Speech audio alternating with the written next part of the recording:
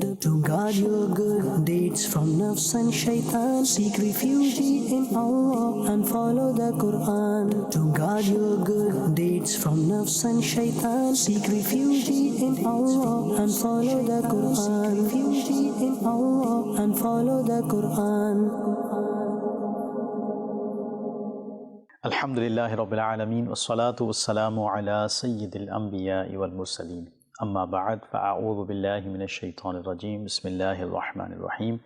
Assalatu wassalamu alayka ya Rasulallah wa ala alika wa ashabika ya Habiballah. Assalatu wassalamu alayka ya Nabijallah wa ala alika wa ashabika ya Noorallah. My dear viewers of Madani Channel, Assalamu alaikum wa rahmatullahi wa barakatuh. We welcome you to the program, The Protection of Good Deeds. In the previous episode, we heard about loving the world which avoids good deeds. We discussed its disadvantages and heard about what world is condemnable and what is not. In today's episode, we're going to discuss another action that devours, meaning voids, good deeds. Before we discuss the topic, let's listen to the excellence of reciting Durood upon the final Prophet of Allah, sallallahu alayhi wa alihi wasallam. Ala Hazrat Imam Ahmad Raza Khan rahmatullahi alayh states in Fatawa Razviya, volume 23, page number 122. Sayyidina Abdul Mawahib rahmatullahi alayh said, I beheld the Holy Prophet sallallahu alayhi wa alihi wasallam in my dream. The Holy Prophet sallallahu alayhi wa alihi wasallam said to me, on Judgment Day, you will intercede for 100,000 people. I asked, Ya Rasulullah sallallahu alayhi wa alihi wasallam, how did I become capable of this? He sallallahu alayhi wa alihi wasallam replied, it is because you recite durood upon me and present its reward to me. Subhanallah. Sallu ala al-Habib sallallahu ala Muhammad sallallahu alayhi wa alihi wasallam. The method of presenting the reward is that while reciting a thing, the person should internally make the intention of presenting its reward to someone, or also say with his tongue before or after the recitation, that I present the reward for this durood to the court of the Holy Prophet sallallahu alayhi wa alihi wasallam. So my dear viewers of Madani Channel, let's make the intention that whatever thawab that we are going to attain by acquiring religious knowledge through this series, whenever we recite durood upon the final Prophet of Allah sallallahu alayhi wa alihi wasallam throughout this series, we make the intention that we present the thawab, the reward, and the blessed court of the Holy Prophet sallallahu alayhi wa alihi wasallam. Insha'Allah azza wa jal. Sallu ala al-Habib sallallahu ala Muhammad sallallahu alayhi wa alihi wasallam. My dear viewers of Madani Channel, from past few episodes, we've been discussing a hadith in which 6 things that destroy good deeds are stated. One thing is lack of modesty as well. Let's listen to the hadith. The final Prophet of Allah sallallahu alayhi wa alihi wasallam said, 6 things destroy good deeds: searching for people's flaws, hardness of heart, loving the world, lack of modesty, unending desires, and oppression beyond limits. The question is, what is modesty? What is haya? We have discussed the first 3 things in detail, and today we're going to talk about lack of modesty, which destroys good deeds. My dear viewers of Madani Channel, having a little modesty or more or much modesty is a state, just like hardness of heart is a state. Before we discuss lack of modesty, let's try to understand what is haya, what is modesty. Now, one kind of modesty is the natural modesty which Allah Almighty created in every person, and it is innate for everyone. This modesty is shown only before the creation. Now, this is good because showing modesty before common people will safeguard the person from worldly evils, and showing modesty before scholars and virtuous people will keep the person away from religious evils. One kind of modesty is Shar'i modesty, about which Sayyidina Allama Ali Qari rahmatullahi alayhi writes, Shar'i modesty means that a person thinks about the bounties of Allah Almighty and his personal deficiencies, feels remorseful, and out of this remorse and the fear of Allah Almighty, he tries to refrain from sins and perform good deeds in the future. The lack of modesty, which is discussed in the hadith that devours good deed, is the lack of Shar'i modesty. The erosion of good deeds due to the lack of modesty stems from a decline in one's heart to the point where it fails to inspire virtuous actions or deter from wrongdoing. When modesty diminishes to the extent that it no longer guides one's conduct within the boundaries of what is permissible and what is not, what is lawful and unlawful, it emboldens them to commit sins without regard for consequences. Therefore, it is stated in a hadith, إِذَا لَمْ تَسْتَحْيِ فَاصْنَعْ مَا شِئْتَ. When you do not have modesty, you can do what you wish. Mufti Ahmad Yar Khan Naimi, rahmatullahi alayh, states under this hadith, when you do not have modesty before Allah Almighty and the Holy Prophet sallallahu alaihi wasallam and your pious predecessors, you will commit even the worst action, because it is the sense of honor which prevents a person from committing evils. When you no longer have it, who will prevent you from committing evil actions? Many people do not commit evil out of fear of being defamed, but those who do not care about infamy commit every sin. The absence of modesty makes it easier for shaitan to misguide individuals, leading them into the traps of their own desires and his influence. Consequently, they succumb without hesitation. Even after transgressing, they feel no remorse. When a person does not feel remorseful, he forgets to consider a sin to be a sin and frequently commits sins. Therefore, lack of modesty causes abundant sins. And that is why, my dear viewers of Madani Channel, there is a warning about it, that amongst those things that devour good deeds, one of them is lack of modesty. My dear viewers of Madani Channel, one point that is worth thinking, that in the hadith, lack of modesty is mentioned as the cause of destruction of good deeds, whereas the complete loss of modesty is even bigger sin than lack of modesty. Therefore, my dear viewers of Madani Channel, we should seek safety from Allah Almighty in the matter of modesty. May Allah subhanahu wa ta'ala fill our hearts with modesty. Ameen. Bijahi Nabil Kareem sallallahu alayhi wa sallam. Sallu al Habib sallallahu alayhi Muhammad sallallahu alayhi wa sallam. My dear viewers of Madani Channel, modesty is such a pure and superb ethical attribute that it is declared as the character of Islam. Modesty is greatly important in Islam, and there is great emphasis on it as well. My dear viewers of Madani Channel, it is mentioned in a hadith that indeed every religion has an innate character, and the character of Islam is haya, modesty. It means that every nation has a specific trait which dominates other characteristics, and that trait of Islam is modesty. Modesty is such an attribute which is the completion of ethical virtues, the strength of faith, and one of the signs of faith. In hadith, modesty is declared as part of faith. The Holy Prophet ﷺ said, there are more than 70 signs, meaning traits of faith, and haya, modesty, is one sign of faith. Islam and modesty are related to each other, just like the soul and the body are related. The Holy Prophet ﷺ said, indeed, modesty and faith are interrelated.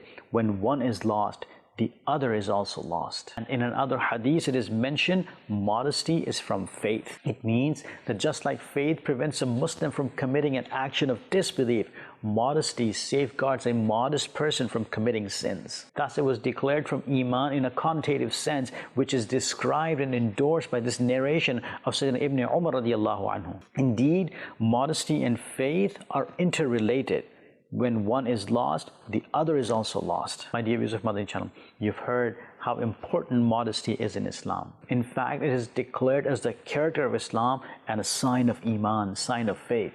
But unfortunately, in the present age, our society is badly trapped in immodesty. People have lost their modesty in their hearts, and immodesty and unveiling are prevalent everywhere. Modesty has been lost to such an extent that while committing an evil, people don't even realize that what they are doing is evil and sin. Its example is that if a person spends time in a foul-smelling environment, their senses become accustomed to the odor and they perceive no scent in that location. Though the smell is present as before, it has affected his nose so much that he does not even feel it. My dear viewers of Madani Channel, modesty can revive the dead feeling of a person in the matter of evil, provided that it is the modesty which is shown before Allah Almighty. It means that when a person has modesty in his heart, he will always have the feeling that what he is going to do is disobedience to Allah Almighty and sin. Hence, when he realizes it, if Allah Almighty wills, he will remain safeguarded from evil as well. My dear viewers of Madani Channel, we ought to reflect on ourselves, on the extent, and ask ourselves, do we possess the modesty mandated in Islam? Do we really deserve to be called modest? To what extent have we become successful in refraining from evils because of modesty? Do we have connections and gathering with pure and modest people? We should fear if we have gathering with immodest people, and if it is so, it is difficult to reform our character. My dear viewers of Madani Channel, to get rid of carelessness in the matter of immodesty, it is necessary to adopt such an environment which is pure and full of modesty. If the environment is modest, a person begins to receive its impact, and because of the company of modest Islamic brothers, the person gets rid of sins as well. Amir of Ahl Sunnah, Sheikh Muhammad Ilyas Attar Qadri Damat Barakatuhul Aliyah states, the environment and training play a vital role in increasing modesty. If a person is provided with an environment which is full of modesty, his modesty is greatly beautified, whereas the company of immodest people seizes the purity of heart and sight and makes him immodest. Then the person gets involved in numerous unethical and impermissible actions because it was modesty which would prevent him from evil and sins. When modesty no longer remains, what will prevent a person from evil? There are many people who do not commit evil out of fear of being defamed, but those who do not care about being defamed, such immodest people commit every sin, cross the limits of ethics, get involved in unethical manner, and do not feel shy of committing even inhumane actions. My dear viewers of Madani Channel, to increase modesty, we should develop an environment which is full of modesty, or be a part of an environment which is full of modesty. Acquire the company of those individuals who are modest. And one way is that we should deliver the dars of Faizan-e-Sunnat in our houses with a good strategy, and from time to time tell our families the narratives which motivates them to adopt modesty. In addition to this, the 19 pearls to develop a religious environment in the house, which are given by Amir of Ahl Sunnah, Sheikh Ilyas Qadri Damat Barakatuhul Aliyah, and are mentioned in the end of the booklet of pious deeds, are an excellent guide. May Allah Almighty enable us to act upon them.